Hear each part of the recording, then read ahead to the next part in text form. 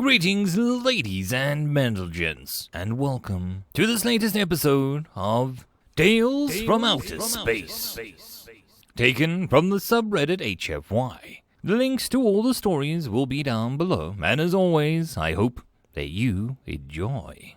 And if you do, please consider subscribing. Story number 1, The Unfought War, written by Sci-Fi. Thank you for seeing me before. Emperor Wakala trailed off. The quills along his head and spine were lowered in defeat. His normal, emerald green skin was lusterless and sickly yellow-green. Secretary General Kine sat down across from him. It was the least I could do, the Secretary Kine said. His silk suit shushed quietly at the sat. I just can't believe it'll go down the last Dakota, Emperor. The great failure. Can already hear the songs they'll sing in my defeat, the Emperor said. Well, empires fall, the Secretary said. I suppose someone had to be the last. If it were not for such cursed luck, I believe we would have routed you humans, the Emperor said. The gods must have a special place in our hearts for your race like you. Luck? Is that honestly what you think? You think that it was luck that brought us here today? That has me accepting your surrender? No, Emperor. It wasn't luck that brought you low, the Secretary said. Oh, you claim this as a victory. It is a poor player who blames the sun for his failures and the winds for his victory. The Secretary smiled. There wasn't any luck involved, he said. He paused for a moment, considering, then said, well, not much anyway. A tiny bit, maybe. No, it was the hard work and dedication that won the war for us. Ha! The Emperor barked out a laugh as his quills fluttered into life for a moment. It was fortune's turn that made you victorious, human. Whatever you may claim out there in front of all the eyes of the galaxy, in here, just us, I know the truth. The Secretary nodded once and said, do you know how many warships we have? Not nearly enough to stop us, the Emperor said. Oh no, not nearly enough, the Secretary said. We have 6 full carrier groups and maybe another dozen frigates and fighter groups, barely enough to defend the Earth and our colonies. You think to rub your victories in our face now? We know we were stronger than you in every way, the Emperor said. We did too, the Secretary said. When you launched your first attack on Galtea, you took over a whole planet in an hour. We just got enough intel to know that we were woefully outgunned. And yet, it is you accepting my surrender, the Emperor said. True. You had a much more powerful military. We had no time to build up a force that could stand against you. We asked all the other races in the galaxy. They told us that the Dakota set their sights on conquering us, and that was it. There was no use in fighting. There would just be more dead humans when we surrendered. We asked for help from everyone we knew. Do you know what we found? The whole galaxy was terrified of you. Not one single species stood by us.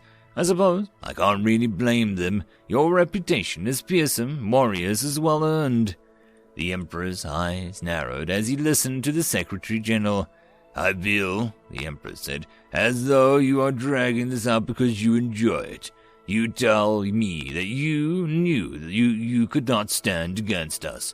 You tell me that no other race would come to your aid. You tell us people feared our warriors. But yet, it is I who was defeated. Tell your story and be done with it. I'm getting there, the Secretary said. See, in all those conversations we had about you and how to fight you, we learned a few more things that just your military might. For instance, you've conquered a number of worlds, and most of them are at the edge of starvation because of mismanagement. We heard about the grain riots of Talela. We also heard about the farmers marching on Dinka.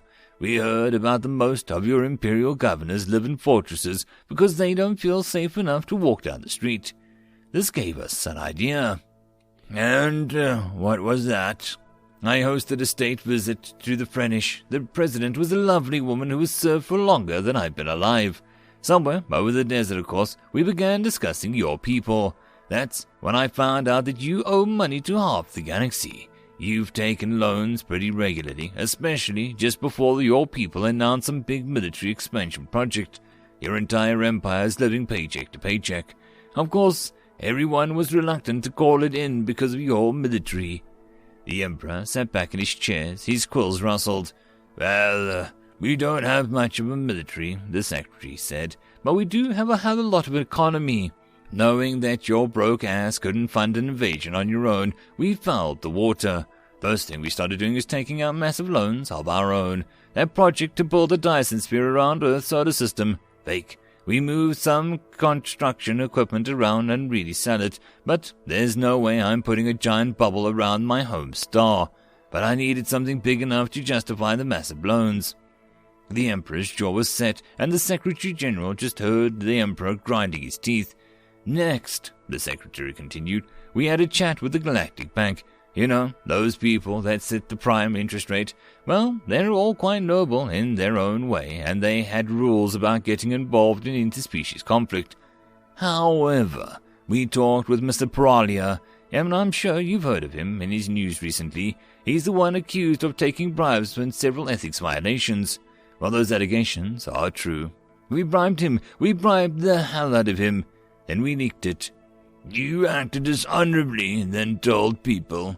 The Emperor could not mask his outrage. Absolutely, the Secretary said.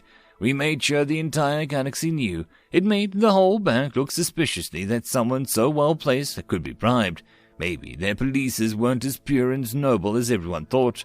Now, the investigation to show Mr. Paralia acted alone in the bank is fine.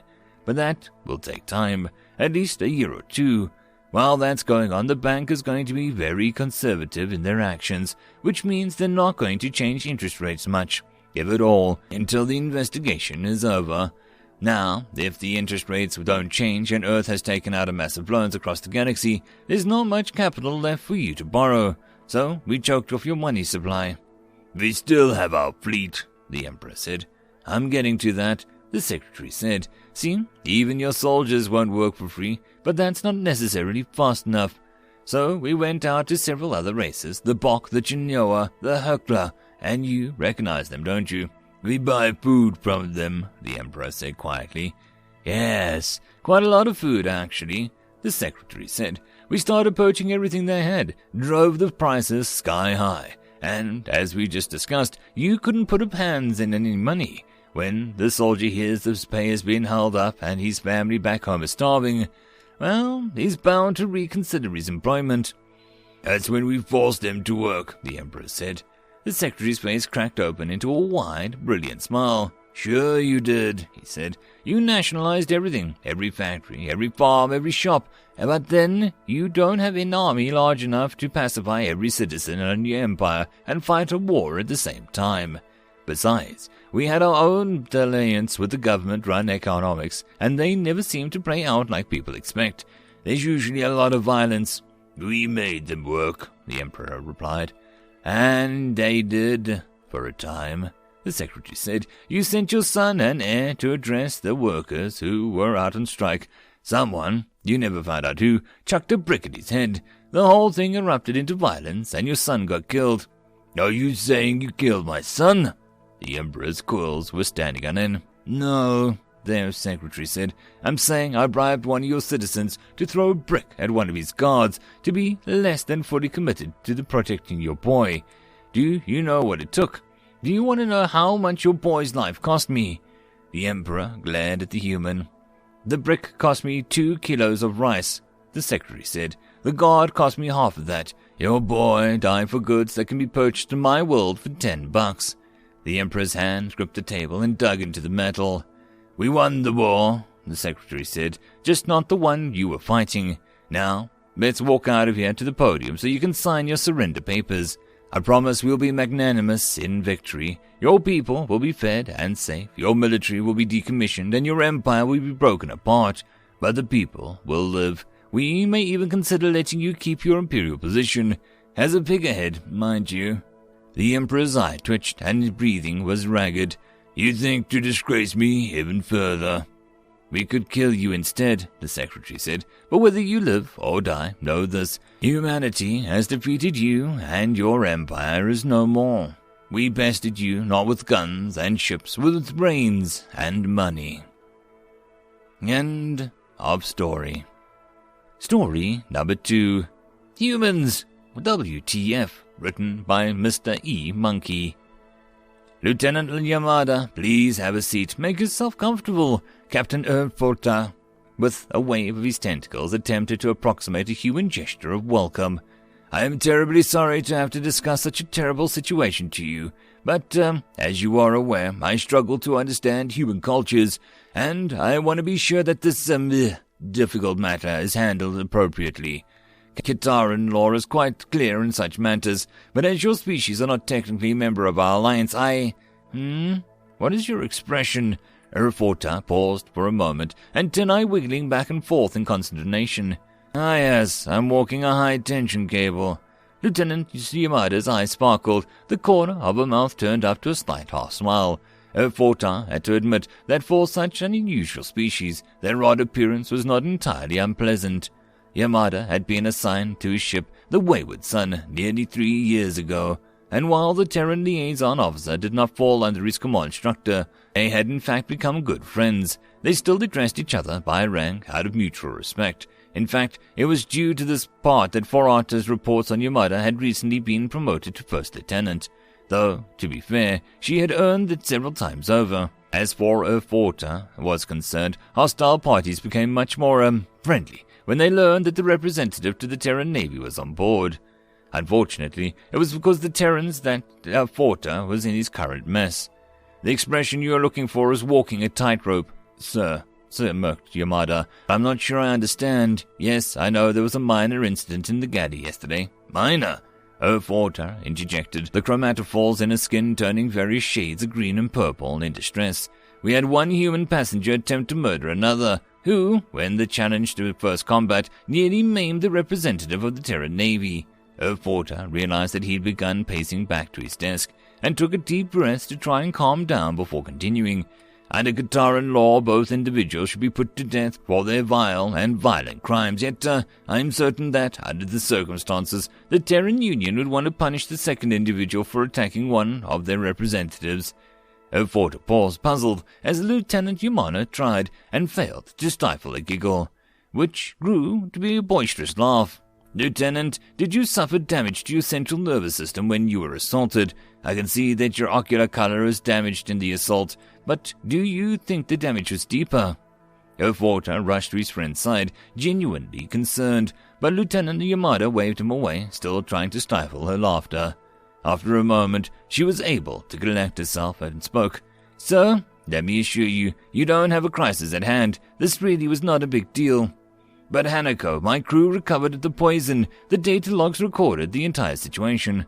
Sir, allow me to explain. The first young man, Anders, was playing a practical joke on his brother, Frederick. They got into a scuffle, and when I was trying to separate them, Frederick swung a little wild and gave me this little shiner, she said, pointing to her right eye. The situation has been adequately resolved, and it really doesn't need to be addressed any further, and certainly not with capital punishment. If anything, I suggest making them clean the galley until we make port in Carabella. That would be punishment enough, I think. Erfota slumped back in his chair, deeply confused. I'll defer to your judgment on this, after all. I really do not want to cause any sort of diplomatic incident between our governments. He paused, reaching for a smooth, particularly jittery antennae. I fail to see how poisoning another is practical or funny, and I'm amazed that attempted murder is treated lightly amongst your species. I must have deeply misunderstood your culture. Hanako laughed again. That I can explain.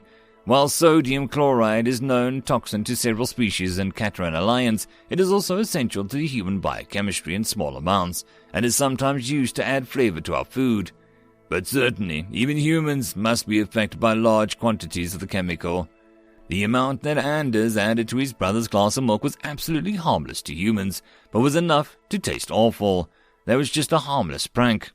Remind me sometime to tell you about some of the pranks my brothers and I played on each other when we were kids their age. This is nothing really. Erfota's skin flashed a shade of green and purple. Later, perhaps. I am not sure I'm up to it right now. Your people are truly frightening. You know that, right? End of story. And that, my friends, concludes this video. I hope that you enjoyed. If you did, please consider supporting the author from the link down below. Otherwise, if you wish to support this channel, there are numerous ways to do so, like liking, subscribing, and possibly even becoming a patron. Otherwise, the easiest way would be to share. And until the next video, I hope that you all have a good one, and I'll see you then. Cheers.